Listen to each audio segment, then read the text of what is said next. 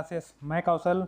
कल आपका cat camp का जो मॉक टेस्ट 1 हुआ था उसका आज मैं सॉल्यूशन वीडियो लेकर आया हूँ। अगर आपने टेस्ट नहीं दिया है तो डिस्क्रिप्शन में दिए गए लिंक से टेलीग्राम चैनल पर ऐड हो जाइए, आपको टेस्ट लिंक वहीं मिलेगा।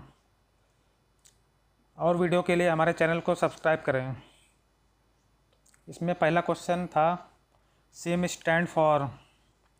CIM का अर्थ है option A computer integrated management, option B computer integrated manufacturing, option C computer integrated marketing या इनमें से कोई नहीं।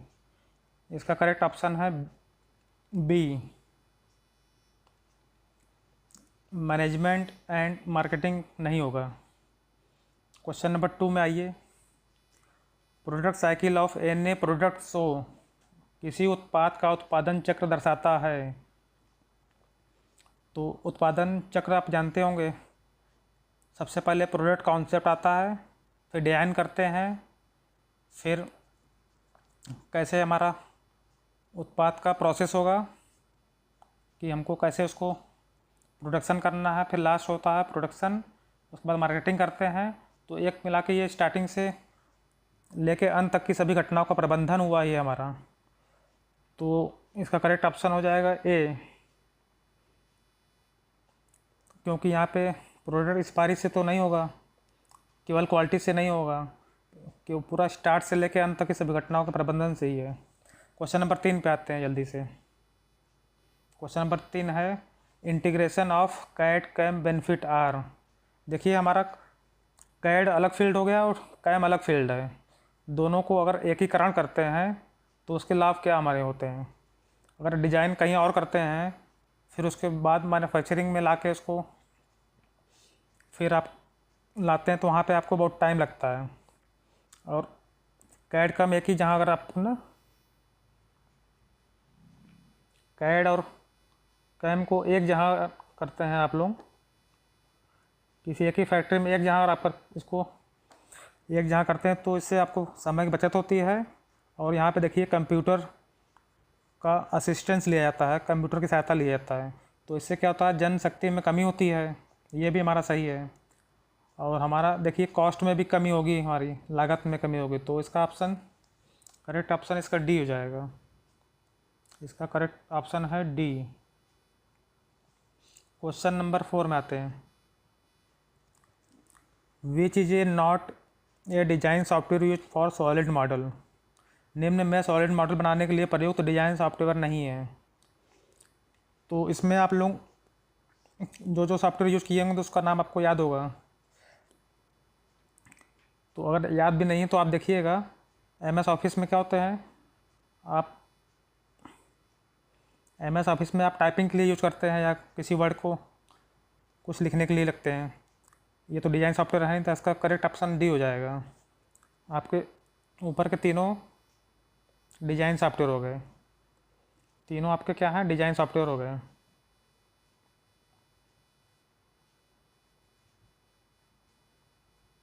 तो इनमें से कौन सा नहीं है, option number D. Question number 5 में आते हैं। NC system consist of. NC system सम्मिलित करता है option A part program of instruction, option B machine control unit, option C processing equipment या सभी। देखिए आपका एनसी सिस्टम होता है सेट ऑफ इंस्ट्रक्शन होता है, जैसे आपका होता है जी कोड एम कोड होता है, आपका जी कोड या एम कोड होता है। जो इंस्ट्रक्शन होते हैं उसको इस जी कोड एम कोड में आप लिखते हैं इसको, और इसको प्रोसेसिंग करने के लिए क्या होता है, मशीन कंट्रोल यूनिट लगा होता है इसमें। इसके थ्रू आपका क्या होता है, प्रोसेसिंग इक्विपमेंट चलते हैं। तो ये आपके पूरे एनसी सिस्टम का पार्ट हो गया। तो इसमें तीनों ऑप्शन सही है, इसका मतलब आपका ऑप्शन है डी सही है। क्वेश्चन नंबर 6 में आते हैं। Any part program contain. किसी भी पार्ट प्रोग्राम के अंदर आता है option A number of block, option B only letter, option C only number या इनमें से कोई नहीं, नन ऑफ दीज। तो देखिए, अगर आप कोई भी कोड लिखते हैं, पार्ट प्रोग्राम लिखते हैं, तो आपका कोड लिखा होता है उस पर, ऐसे कुछ करके कोड लिखा होता है, G0102 करके, ऐसे X1Y2 करके, ऐसे कुछ आगे तक कोड लिखा रहता है। तो इसको पूरा अगर ये कोड अगर कंप्लीट रहता है तो इसको ब्लॉक बोला जाता है। तो ये देखिए हमारा क्या हो गया, नंबर ऑफ ब्लॉक होता है। किससे बनता है हमारा ये, नंबर ऑफ ब्लॉक से होता है ये। ओनली लेटर तो होगा नहीं हमारा, ओनली नंबर नहीं होगा, पूरा लेटर नंबर मिला के हमारा एक ब्लॉक बनता है। क्वेश्चन नंबर 7 में आते हैं।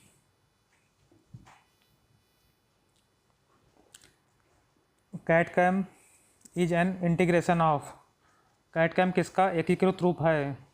Option A science and engineering, option B manufacturing and quality, option C design and manufacturing, या डिजाइन एंड मैनेजमेंट। देखिए इसमें नाम से लग रहा है, यहाँ पे कुछ वर्ड तो आपके डी से दिए हुए हैं, लेकिन नाम से देखिए यहाँ पे डी से डिजाइन हो गया आपका, एम से मैन्युफैक्चरिंग हो गया। डिजाइन एंड मैन्युफैक्चरिंग फील्ड का एकीकरण होता है, तो इसमें आपका करेक्ट ऑप्शन है सी। क्वेश्चन नंबर 8 में आते हैं। प्रोडक्ट साइकिल इंक्लूड, उत्पादन जीवन चक्र के अंतर्गत आता है उत्पाद की अवधारणा या प्रोसेस प्लानिंग, प्रक्रिया योजना, option C production planning and production, उत्पादन योजना और उत्पादन, या ऑप्शन डी उपरोक्त सभी। देखिए मैंने अभी बताया था क्वेश्चन, इससे पहले एक क्वेश्चन आया था, प्रोडक्ट लाइफ साइकिल में क्या होता है कि उत्पाद की अवधारणा पहले होती है, फिर हम क्या करते हैं, प्रोसेस का प्लानिंग करते हैं कि कैसे हम प्रोसेस को करेंगे, उसके बाद हम प्रोडक्शन की प्लानिंग करते हैं कि कैसे हम प्रोडक्शन करेंगे, फिर फाइनल क्या करते हैं, प्रोडक्शन करते हैं। तो हमारा करेक्ट ऑप्शन हो जाएगा इसका डी।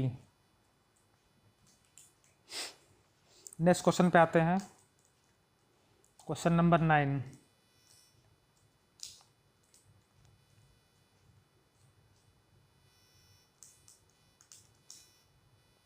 क्वेश्चन नंबर 9 है, फ्लेक्सिबल मैन्युफैक्चरिंग अलाउ फॉर, लचीला विनिर्माण अनुमति देता है। Option A tool design and tool production, option B quick and inexpensive product changes, option C automated design, C है फैक्ट्री मैनेजमेंट। इसका हिंदी में है उपकरण डिजाइन और उपकरण उत्पादन, ऑप्शन बी है त्वरित और सस्ता उत्पाद परिवर्तन, ऑप्शन सी है स्वचालित डिजाइन, ऑप्शन डी है फैक्ट्री प्रबंधन। तो फ्लेक्सिबल मैन्युफैक्चरिंग क्या अलाउ करता है? देखिए फ्लेक्सिबल मैन्युफैक्चरिंग के फ़ायदे क्या होते हैं हमारे, कि इसमें आप करते हैं कि इसमें आप जल्दी से किसी भी उत्पाद को चेंज करके सस्ता उत्पाद में बदल सकते हैं। तो इसका करेक्ट ऑप्शन बी हो जाएगा। क्वेश्चन नंबर 10 में आते हैं। क्वेश्चन नंबर 10 है, consider the following benefit of CIM, CIM के निम्नलिखित लाभों पर विचार करें। Option A less direct labour, कम प्रत्यक्ष श्रमिक, option B less scrap and rework, option C higher machine use, option D all of the above. देखिए हमारा सिम का बेनिफिट क्या है, कंप्यूटर इंटीग्रेटेड मैन्युफैक्चरिंग का। देखिए यहाँ जहाँ भी कंप्यूटर का यूज होता है वहाँ पे श्रमिक हमारे कम हो जाते हैं, हमारे जो स्क्रैप होते हैं कम हो जाते हैं, हमें दोबारा काम नहीं करना पड़ता, और हमारे जो मशीन होते हैं उसके ज़्यादा हम लोग यूज़फुल कर लेते हैं। कोई मशीन होता है तो इसके ऑप्शन क्या हो जाएगा आपका, डी हो जाएगा, सभी करेक्ट हैं। Question number 11, in NC part programming G21 refers to, NC part programming में G21 का संदर्भ है। Option A input value specified in millimetre में निर्दिष्ट इनपुट मान, option B return to reference point, संदर्भ बिंदु पर लौटता है ये, option C thread cutting in turning, या ऑप्शन डी इनमें से कोई नहीं। इसका करेक्ट ऑप्शन हो जाएगा आपका ए। इसके साथ आप लोग G20 पढ़ ही लें। G20 का क्या होगा आपका, अगर आप प्रोग्राम लिखते हैं तो उसको किस में लिखेंगे, इंच में लिखेंगे, और G21 किस में आपका रहता है, mm में होता है। तो G20 का भी आप लोग याद कर लें। क्वेश्चन नंबर 12 में आते हैं। In NC part program M code specify, इसमें एम कोड क्या दर्शाता है। Option A end of block function, block की समाप्ति कोड। ऑप्शन बी मिसलेनियस फंक्शन, विविध कोड। Option C tool selection function, औजार चयन कोड। ऑप्शन डी प्रिपरेटरी फंक्शन, तैयारी कोड। देखिए इसका एम से मिसलेनियस फंक्शन, इसको आप याद करना अगर हो तो, एम फॉर मिसलेनियस फंक्शन, विविध code.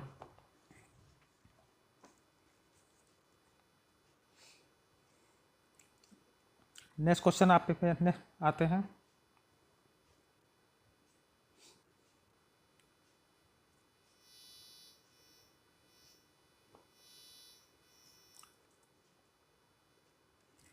Matrix for rotation of object in anti clockwise direction is, वस्तु को वामावर्त दिशा में घुमाने के लिए मैट्रिक्स है।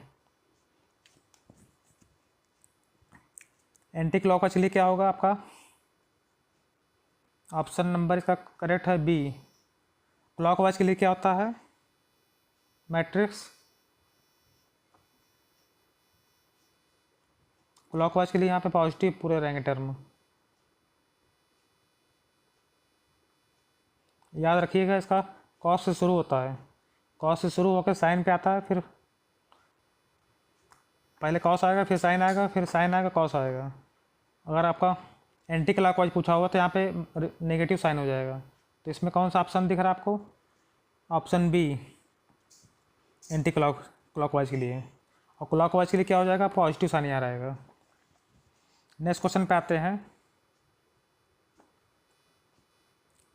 What is full form of FDM in additive manufacturing, योजक विनिर्माण में FDM का फुल अर्थ है।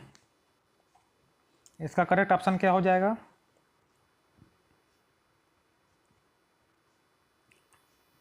Fused deposition modelling. Additive manufacturing में आपका होता है किसी भी चीज़ को बनाने के लिए उसको लेयर बाय लेयर बनाते हैं आप, लेयर बाय लेयर किसी उत्पाद को बनाते हैं, इसी को हम बोलते हैं एडिटिव मैन्युफैक्चरिंग बोलते हैं, या रैपिड प्रोटोटाइपिंग बोलते हैं। तो इसमें एक टर्म है FDM, जिसका फुल फॉर्म होता है fuse deposition modelling. Question number आपका 15। विच of the following matrix represent scaling by factor m and n in x and y coordinate respectively, निम्न में कौन x और y दिशा में क्रमशः m तथा n स्केलिंग गुणांक प्रदर्शित करते हैं। तो इसके लिए आप देखिएगा,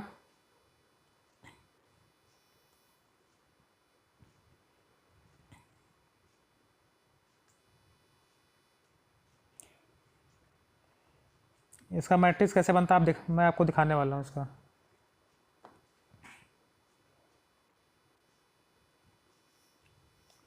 इसको अगर आप x दिशा में, अगर x दिशा में इसको आप करते हैं आप, तो मैट्रिक्स आपका ये बनता है।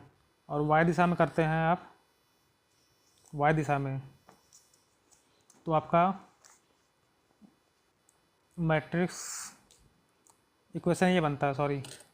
तो आप क्या करेंगे यहाँ पे, देखिए यहाँ पे 0 नहीं था ऊपर वाले टर्म में, तो 0y ऐड कर लीजिए। यहाँ पे नीचे वाले टर्म में आपका 0x नहीं था, तो आप यहाँ पे 0x ऐड कर सकते हैं। तो देखिए आपका ये स्केलिंग गुणांक है, ये आपका स्केलिंग गुणांक है। x दिशा में आपका ये हो गया, ये वाई दिशा में हो गया। इसको मैट्रिक्स फॉर्म में बनाते हैं, मैट्रिक्स फॉर्म में। तो इसको देखिए हम क्या करेंगे, एक्स वाई हटा देते हैं यहाँ से। एक्स वाई जब हटाएंगे हम तो देखिए हमारा कैसा बनता है। एक्स वाई हटाने पे हमारा मैट्रिक्स कैसा बनेगा, इसको ऐसे कर लेते हैं हम लोग ऐसे। तो देखिए हमारा इस तरह बन रहा है। तो देखिए एक्स दिशा में आपका वैल्यू क्या दिया हुआ, एम दिया है। एन दिशा में आपका वैल्यू दिया है एन। तो देखिए कौन सा आपका मैच कर रहा है, option C. Option C match कर रहा है।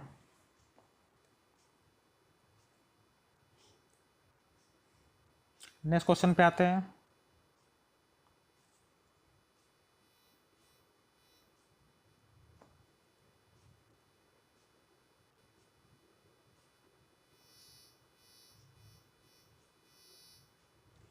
क्वेश्चन नंबर 16, स्टीरियोलिथोग्राफी है।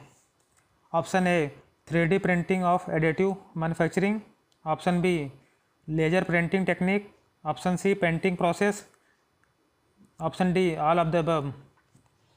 देखिए आपका मैंने बताया था ना, एडिटिव मैन्युफैक्चरिंग में आपका जैसे आपका एफडीएम था एक प्रोसेस,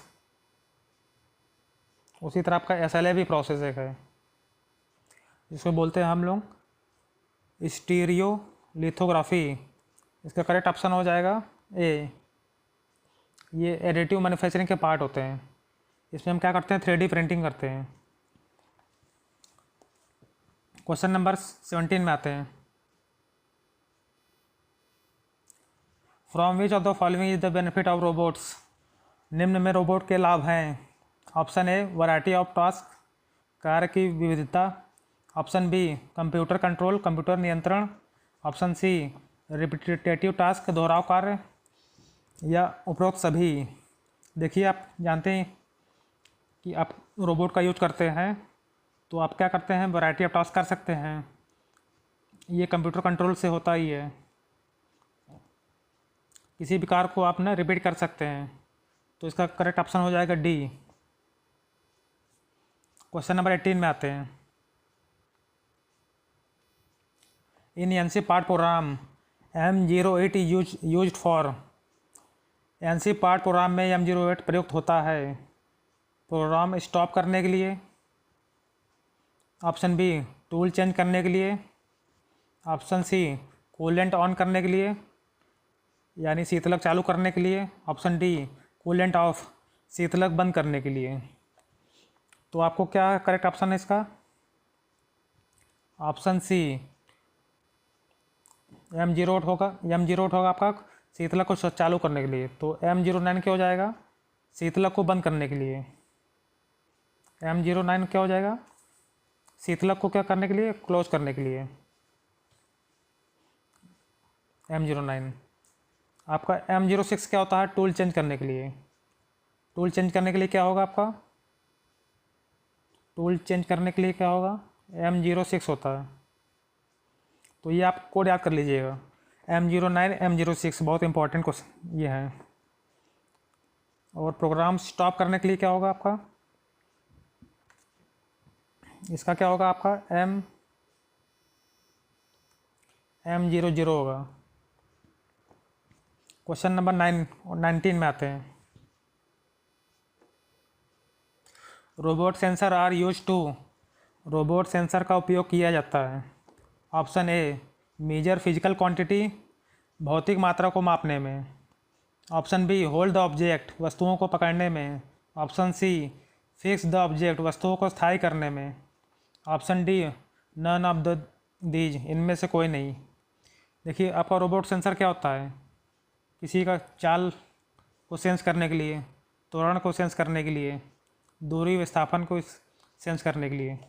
तो ये सब क्या करता है, ये सब फिजिकल क्वांटिटी आपके हैं। तो भौतिक मात्रा को मापने के लिए आपका करेक्ट ऑप्शन हो जाएगा ये option 1।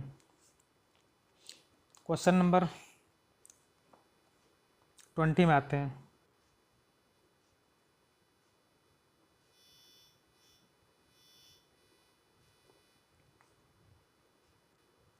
The collection of mechanical linkage connected by joint is called. जोड़ों द्वारा जुड़े मैकेनिकल लिंकेज का एक संग्रह कहलाता है। Option A end effector, option B gripper, option C sensor, option D manipulator. End effector क्या होता है? जैसे आपका हाथ का कलाई होता है उसकी तरह यूज होता है। ग्रिपर होता है किसी चीज़ को ग्रिप करने के लिए, सेंसर आप अभी पढ़े ही। मैनिपुलेटर होता है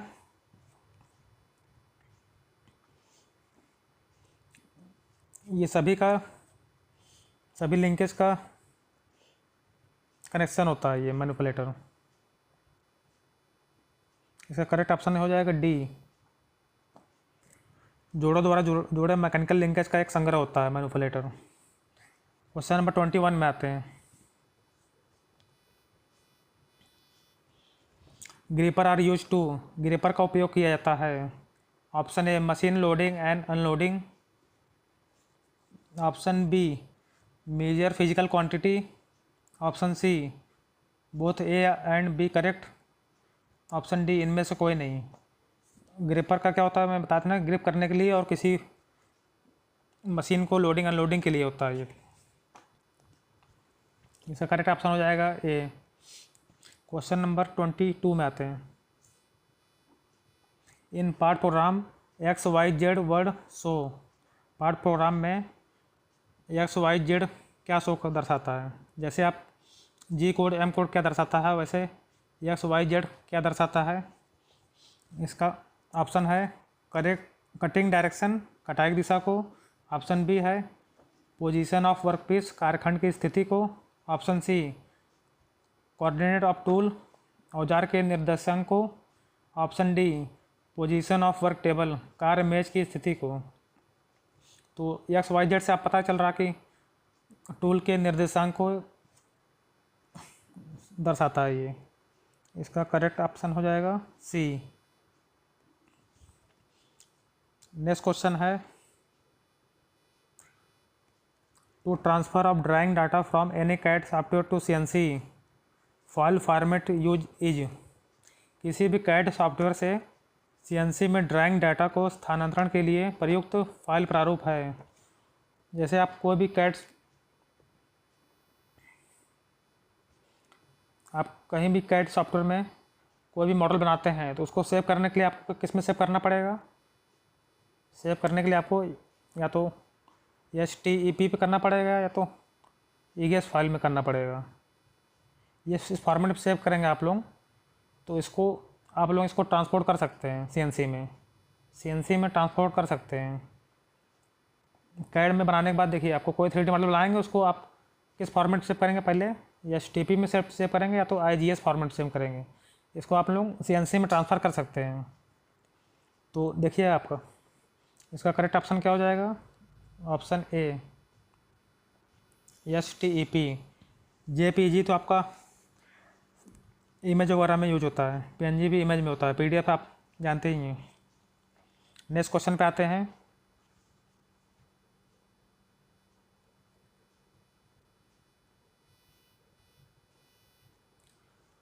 विच of the following is are not a solid primitive. Solid primitive क्या क्या होते हैं? निम्न में कौन ठोस रूढ़ि शब्द नहीं है? Option a box, cylinder, taurus, circle. देखिए आपका बॉक्स होता है, सिलेंडर होता है, टॉरस होता है, कोन होता है, ऐसे कई होते हैं लेकिन आपका सर्किल नहीं होता। करेक्ट ऑप्शन इसका हो जाएगा डी। सॉलिड प्रिमिटिव आप देख लीजिएगा इसको। नेक्स्ट क्वेश्चन है आपका in NC part program G03 code means. NC part program में G03 कोड का अर्थ है। Option A linear interpolation, option B circular interpolation in clockwise, option C circular interpolation in counter clockwise, option D dwell. Dwell मतलब होता है रुके रहना। Linear interpolation means क्या होता है? सपोज करिए आपको ऐसे कुछ कट करना है, आपको ऐसे कट करके यहाँ से कट करके ऐसे आपको ऐसे आना है, ये ऐसे आना है। तो यहाँ से अगर आप देखिएगा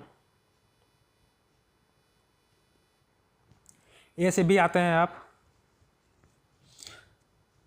ए से बी आते हैं तो आपको लीनियर इंटरपोलेशन मिलेगा। आप सीधी रेखा में आ रहे हैं तो लीनियर इंटरपोलेशन हो जाएगा। इसके लिए कोड कौन सा यूज करते हैं आप? G01।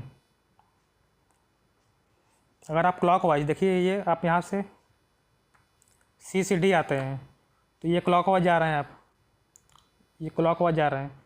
तो क्लॉकवाइज जाने के लिए कौन सा कोड यूज? अगर आपका एंटी क्लॉकवाइज होता तो कैसा होता? यहाँ देखिएगा आप, एंटी क्लॉकवाइज मूवमेंट कैसा होगा? ऐसा होगा, ये ऐसी डायरेक्शन में। तो इसको मैं नंबरिंग कर दे रहा हूँ इसे। अगर आपका टूल F से E की ओर आ रहा है तो आपका टूल कटिंग कैसे करेगा? एंटी क्लॉकवाइज करेगा। तो इसके लिए हम प्रोग्राम बनाते समय कौन सा कोड लिखेंगे? G03 लिखेंगे। तो आपको देखिए G01 आपको क्लियर हो गया, लीनियर।